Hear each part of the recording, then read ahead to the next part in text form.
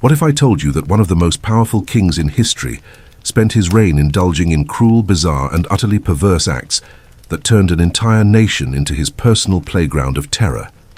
Meet Ferdinand VII, a monarch whose name is often whispered in history books, but whose actions were so extreme, they make even the darkest corners of royal history look tame. This is a man who reveled in his own sadism, manipulated everyone around him, and turned Spain into a nightmare. From his twisted relationships to his paranoid rule, Ferdinand's reign is a story so grotesque, it's almost impossible to believe. If you think you've heard everything about monarchy and tyranny, think again. This is the shocking story of Ferdinand VII, a king who made history's worst leaders seem like saints. But the real mystery? The twisted details behind his reign that still haunt Spain to this day. Buckle up. This is the tale of the most perverted king in history. Ferdinand VII wasn't born a tyrant. In fact, he began his life as the son of Charles IV of Spain, a king whose reign was marked by incompetence and corruption. Ferdinand's early years were relatively quiet, a child of privilege, enjoying all the luxuries of royal life. But from a young age, Ferdinand's ambition burned fiercely. As a teenager, he already started plotting to overthrow his own father. In 1808, when Napoleon invaded Spain, Ferdinand saw his opportunity. The French emperor pressured Charles IV to abdicate the throne in favor of his son. The moment Charles agreed, Ferdinand was crowned king, but not without a cost. Ferdinand's rule began with betrayal, both of his father and of the Spanish people. But it didn't take long for Ferdinand's reign to show its true colors.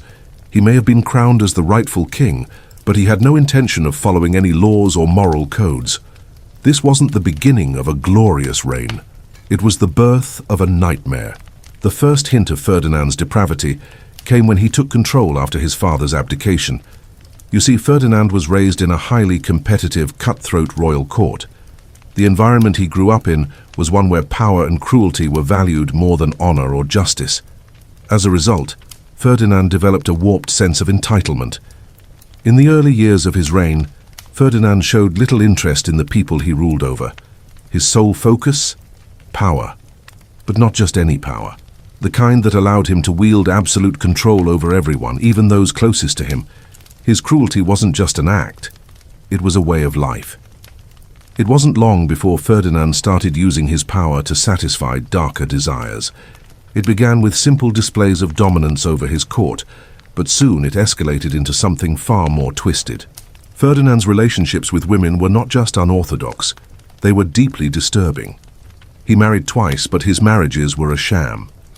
The first, to Princess Maria Theresa of Naples, ended tragically. Their marriage was so dysfunctional that their union seemed destined to fail from the start. Ferdinand was notorious for being emotionally distant, manipulative, and outright sadistic towards his wife. But this was just the beginning. After his first wife's death, Ferdinand remarried his own niece, Maria Isabella, in a marriage that was both controversial and grotesque. Their relationship was one of cruelty and control. Ferdinand took pleasure in demeaning his young wife, often forcing her into humiliating situations. One of the most shocking aspects of their marriage, Ferdinand demanded complete submission from Maria Isabella, forcing her to stay isolated and under constant surveillance. He ruled her life with an iron fist, using her as a pawn to assert his dominance over both the Spanish court and his enemies. But the worst part of their relationship wasn't the manipulation. It was the disturbing acts of violence and humiliation Ferdinand subjected Maria Isabella to. She wasn't just his wife, she was his prisoner, and he reveled in the power he held over her. As Ferdinand's reign continued, his perversion became more pronounced. He didn't just rule with absolute authority, he ruled with absolute cruelty. From public humiliations to strange, bizarre rituals, Ferdinand's court became a place of terror. His court became an environment where anyone could fall victim to his whims, and few were immune to his sickening desire for control. In some of his more infamous moments, Ferdinand orchestrated humiliating public displays, often involving women whom he forced to serve his personal desires. These displays were nothing more than power plays designed to break the spirits of his subjects. Ferdinand took pleasure in the emotional and physical torment of those around him. But the true extent of his sadism was revealed in his treatment of his own family. His paranoia led him to imprison relatives who he believed were plotting against him. Ferdinand's obsession with control was so deep that he trusted no one, not even his own blood. Ferdinand's rule didn't just destroy his personal relationships, it dismantled the very fabric of Spain as a nation. His reign was not focused on the well-being or prosperity of his people, nor on any notion of peace or stability. Instead, it was entirely centered around absolute control. Ferdinand's primary goal was to turn Spain into his personal kingdom, a realm where his power was beyond challenge and his authority remained unquestioned at all costs. He sought to instill fear, to dominate every aspect of life in his kingdom, and to reshape the political landscape to serve only his will. To achieve this, Ferdinand implemented an iron-fisted set of policies aimed at crushing any hint of opposition. Dissent was not only discouraged, but violently suppressed. Anyone who dared to challenge him, speak out against him, or question his authority faced brutal retribution. His methods of punishment were severe and often shocking, from imprisonment to public executions or worse. He wielded his power with a ruthlessness that left no room for mercy. The fear he instilled in his people was tangible. It wasn't just the poor or powerless who lived in fear, the nobility, the clergy, and even military leaders. People who would traditionally be immune to such treatment also fell victim to Ferdinand's cruelty. No one was safe from his wrath.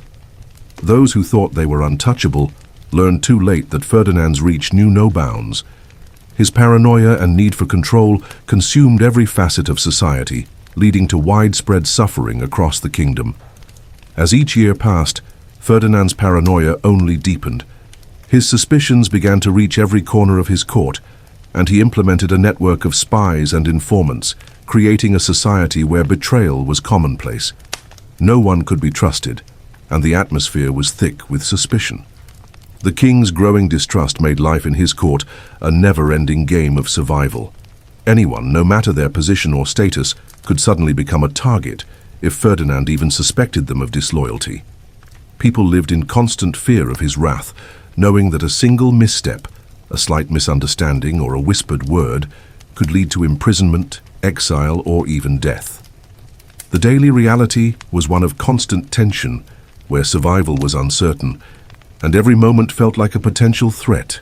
As Ferdinand entered his later years, his mental state began to deteriorate. He had already ruled with an iron grip, characterized by cruelty and dominance, but as time passed, his paranoia reached entirely new and disturbing heights. What had once been a thirst for power became an all-consuming obsession, and his every decision was driven by an overwhelming need to maintain control at any cost. No longer was it just about ruling. It was about ensuring that no one, under any circumstances, could ever challenge his authority or question his decisions. In his final years, Ferdinand's body began to fail him. His physical health was in sharp decline, and the aging process left him unable to perform even the simplest of tasks. Yet despite his weakening physical form, his mind remained as sharp and calculating as ever. His obsession with control persisted. If anything, it intensified. His body may have been deteriorating, but his will to dominate and impose his power only grew stronger. He became more erratic in his actions, with his cruelty escalating as he sought to retain some semblance of authority over his kingdom. But this time, his behavior carried consequences that were undeniable. The damage he had done throughout his reign could no longer be ignored. Ferdinand's legacy as a king wasn't just defined by his perversion and cruelty.